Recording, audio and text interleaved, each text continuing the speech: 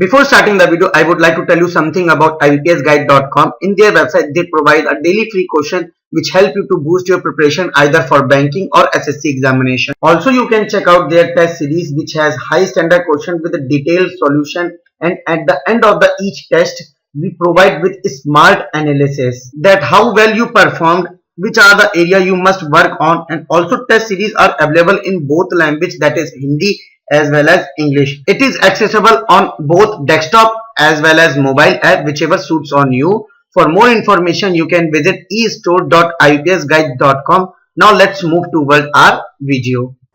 Hello friends, welcome to IBPS Guide. I'm here with the next set of English questions. So let's begin with our lecture.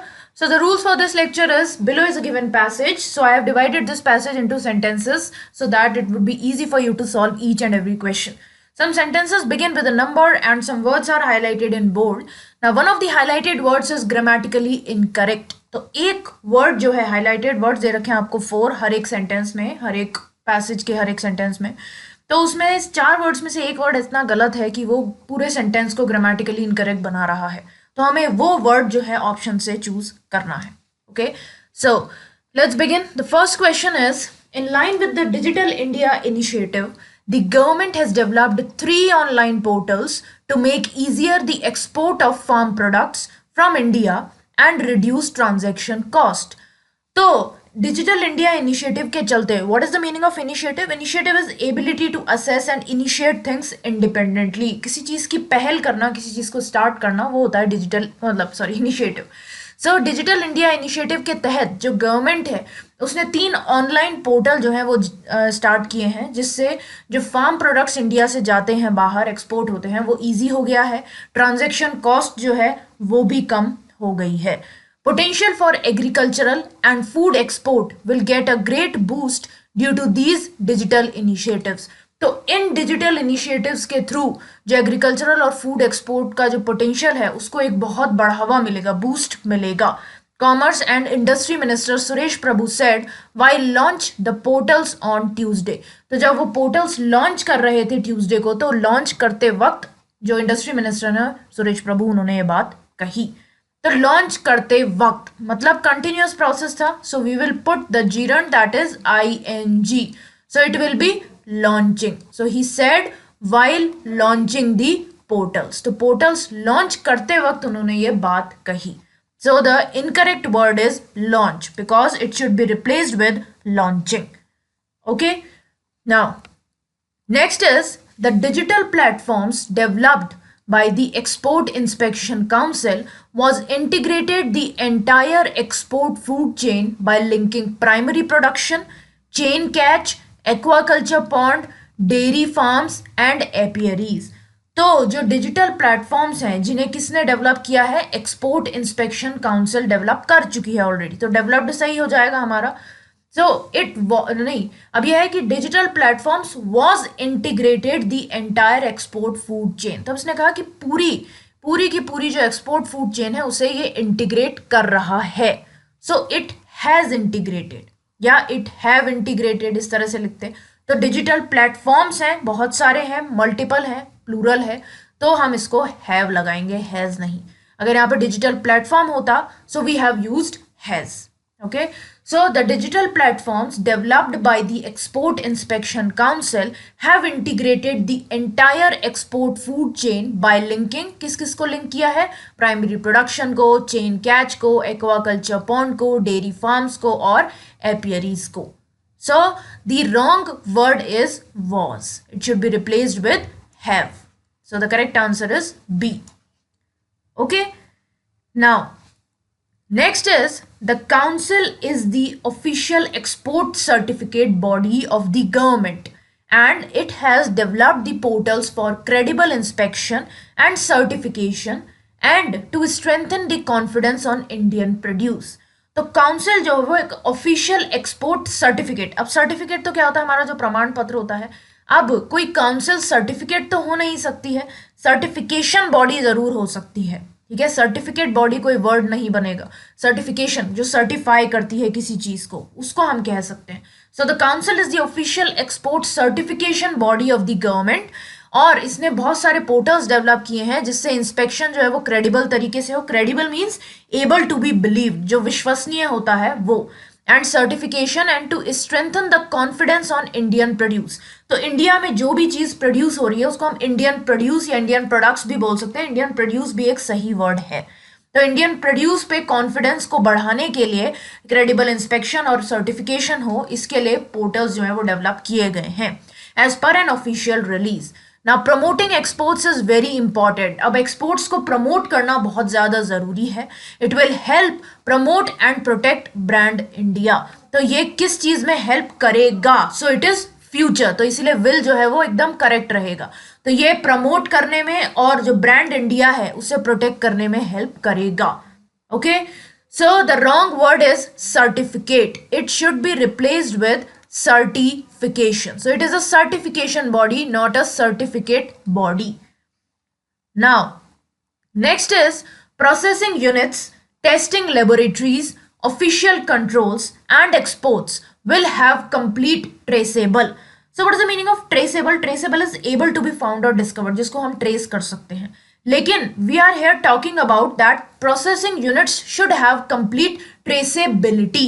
तो हम तो उस चीज को find कर लेंगे लेकिन उनके पास भी तो ट्रेसेबल रहने का प्रॉपर्टी होनी चाहिए. So we are here talking about the property. So we will use the traceability. So processing units, testing laboratories, official controls and exports, they should have or they will have complete traceability.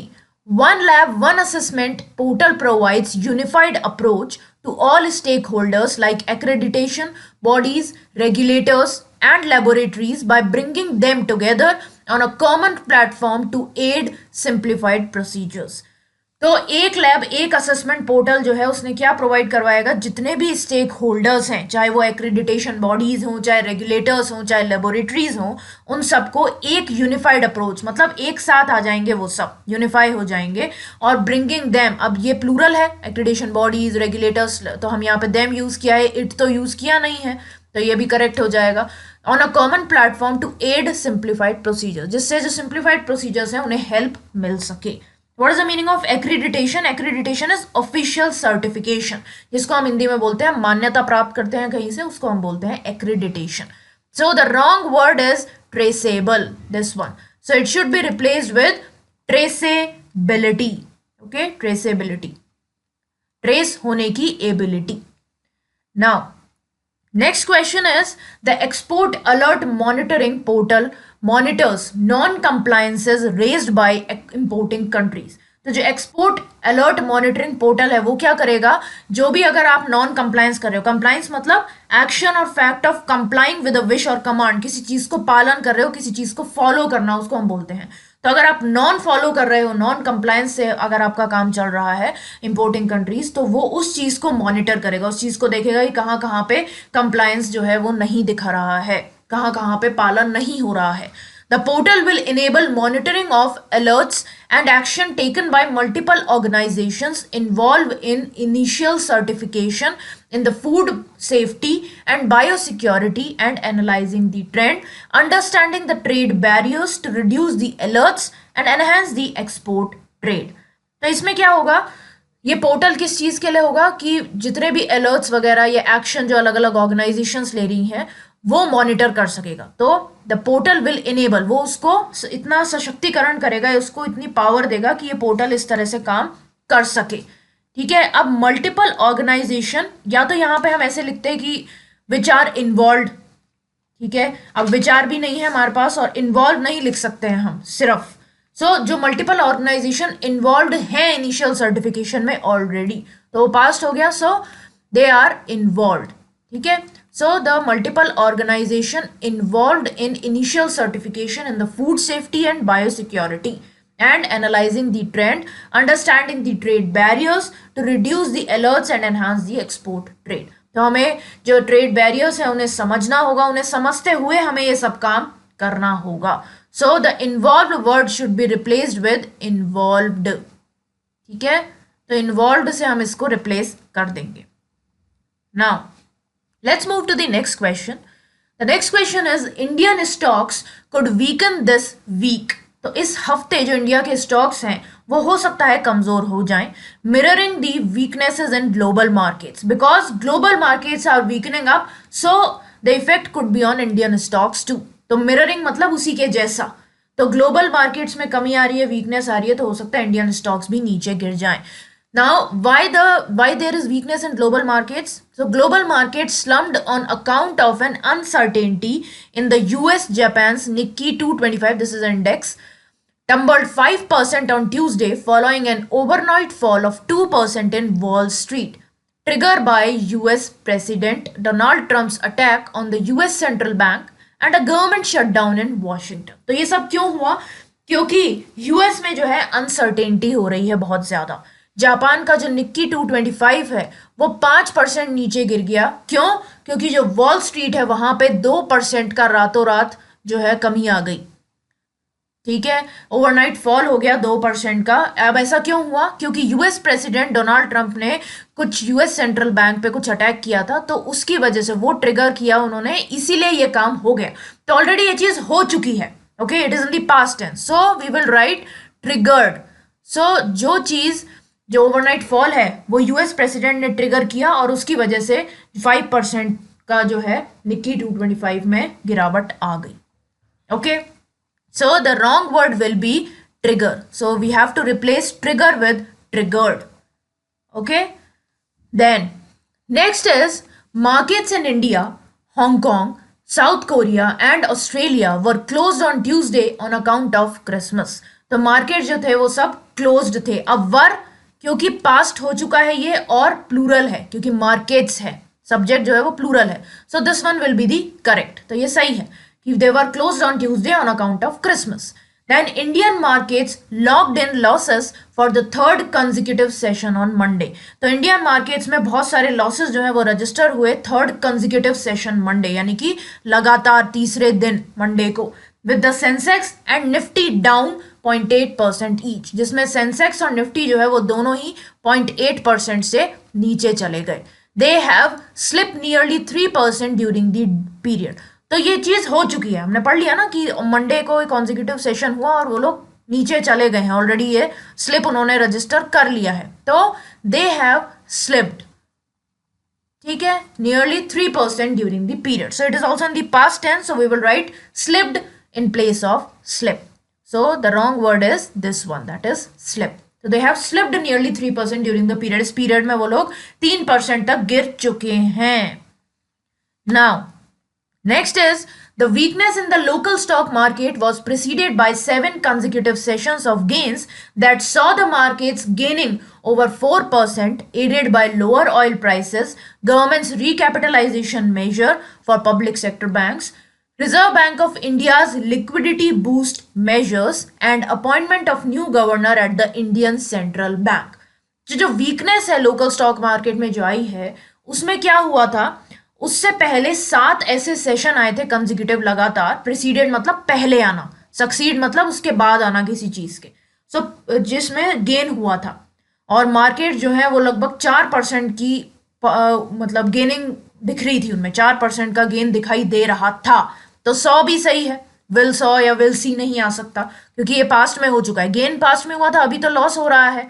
सो इससे क्या हुआ, lower oil prices हो गए अब, तो इस वजह से जो वीकनेस है लोकल मार्केट में वो उसमें गेन आ रहा था पहले। तो गेन क्यों आ रहा था? क्योंकि लोअर ऑयल प्राइसेस हो गए थे, गवर्नमेंट ने रिकैपिटलाइजेशन मेजर जो है वो चालू कर दिया था, ठीक है, और रिजर्व बैंक ऑफ इंडिया ने कुछ मेजर्स लाए थे लिक्विडिटी बूस्ट करने के लिए।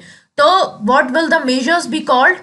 Liquidity boosting measures. और अगर यहाँ पे हमें बूस्ट रखना होता तो हम क्या लिखते हैं? Measures to boost the liquidity, but it is liquidity boosting measures, ऐसे मेजर्स जो लिक्विडिटी को बूस्ट करेंगे। सो इसमें भी हम जीरन का यूज करेंगे, तो ING लगा देंगे हम इसमें कि बूस्ट करेगा, वो एक कंटिन्यूअस प्रोसेस है। So liquidity boosting measures and appointment of new governor at the Indian Central Bank. Okay, so the boost word should be replaced with boosting. So the correct answer will be boost. Now, next is India cannot be decoupled for extended period of time. Asset prices globally are falling, whether it is bond, real estate, equities or commodities. Now, the Trump tweeted that the Federal Reserve Board was the US economy's only problem, adding to woes of markets which have been hit by concerns of slowing global economy, US-China trade dispute, partial US government shutdown, and US Federal Reserve signaling more hikes going ahead. So what is the meaning of decouple? Decouple is dissociate from something else. किसी को किसी चीज से अलग कर देना, उसको हम बोलते हैं decouple. And what is the meaning of woes? Woes is great sorrow और stress, जिसको हम संकट बोलते हैं कि हम पे संकट आ गया है, वो होता है woes. तो India can not be decoupled. India को हम एक्सटेंडेड पीरियड के लिए decouple यानी कि अलग नहीं कर सकते हैं. सो decoupled होगा यहाँ पे, decouple नहीं. Okay, so India can not be decoupled for extended period of time. asset prices globally are falling.